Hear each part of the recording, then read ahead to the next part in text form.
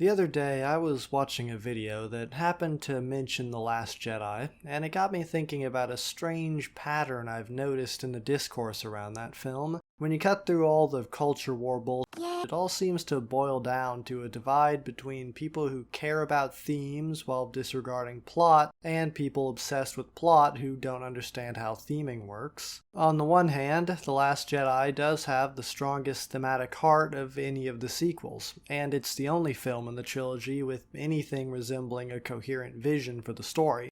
But on the other hand, the plot is incredibly contrived, the tone is all over the place, characterization is a mess, and it breaks many established rules about the Star Wars universe. What's weird is that I've never heard anyone acknowledge both of these things. It's only ever one or the other. What's even weirder is that the split appears to be between critics in the former category and geeks in the latter. The critics act like The Last Jedi is the most artistic and impactful movie in the franchise based on how important its themes are, but if you point out any of the myriad of problems the film has, they treat it like pedantic nitpicking a la CinemaSins. Then on the flip side, you have the geeks, who love to explain in exhaustive detail all of the issues with the plot, characterization, world building, etc. But then whenever they offer their own alternative sequel trilogy pitch, they tend to be completely bereft of themes, symbolism, or, well, any meaning whatsoever. Essentially amounting to cool stuff happens, also a bunch of extended universe references.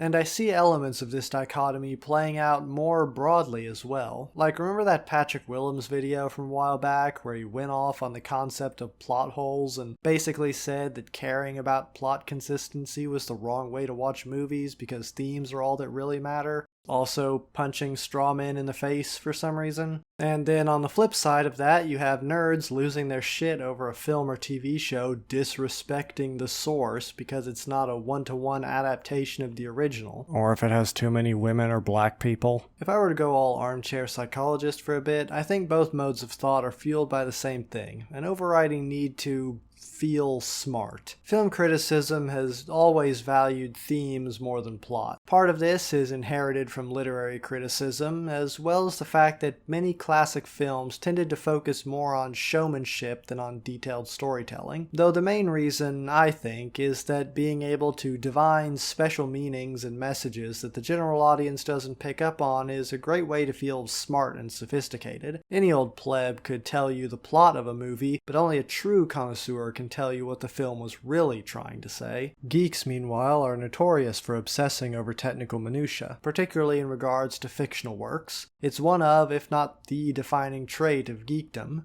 Geek cred is basically a measure of how much trivia you can memorize about a given subject. Of course, such an analytical perspective comes with its own blind spots. Art, after all, isn't a science. Approaching every work as a series of facts and trivia to be cataloged on a wiki can lead to a bad case of missing the forest for the trees. After all, making a stat block for Cthulhu runs counter to the point of Cthulhu. I guess this is the part where I'm supposed to talk about how the two sides need to come together. The critics need to understand that disregarding plot logic and character consistency ultimately undermines whatever a story is trying to say, and the geeks need to understand that a story is more than a series of events and that no amount of lore or fan service can substitute for a lack of themes or ideas. But if I'm being brutally honest, that feels like a waste of time. Folks with such drastically differing priorities are unlikely to ever see eye to eye, especially not now that these discussions have been laden with incredibly dumb political baggage. And besides, this video is more of an observation than a full-blown thesis. Still, in an effort to give some manner of conclusion, I guess I'll just say, like and subscribe.